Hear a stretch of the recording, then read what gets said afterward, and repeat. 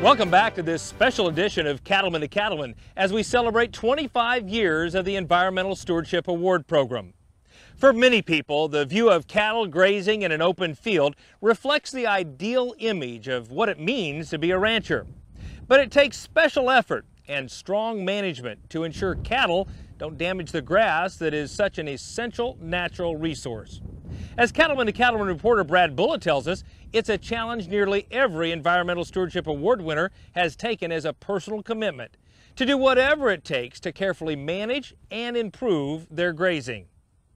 Ranching is about so much more than just raising animals. Cattlemen and women must also be stewards of the land, caring for soils, grasses, and other plants. I manage grass. You can have the best genetics in your cattle herd in the whole nation, but if you do not have grass, you can't raise any cattle on your place.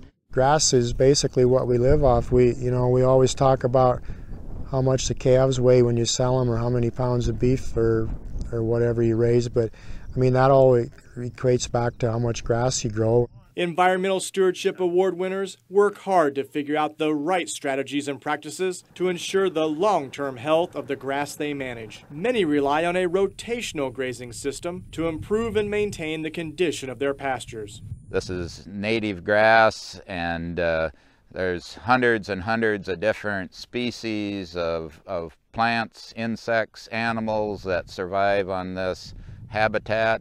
And we were losing it. So we started managing different. We went to the rotational grazing and management intensive grazing.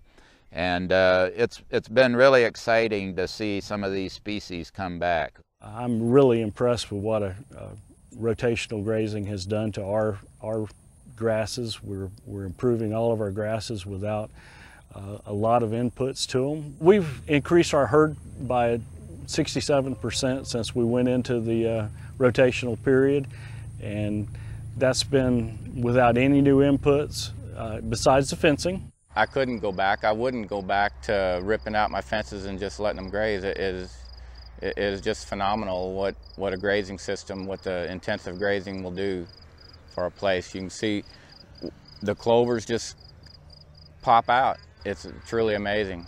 Rotational grazing helps plants grow strong and healthy, and these ranchers recognize that cattle can act as a powerful tool for soil and grass improvements. In the evolution of these prairies in here, the bison and the buffalo and the elk and stuff grazed this country, and that's how these plants evolved. They evolved by being bitten off. If you just let them go and don't ever work them, don't ever bite them off, don't ever walk on them, they get lazy and they lose all their vigor. If you do not graze the grass, it will become dormant. It can die out.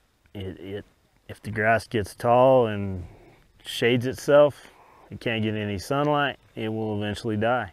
We would have nothing to show if we didn't use the rotational grazing. That's the pivotal point of everything we do.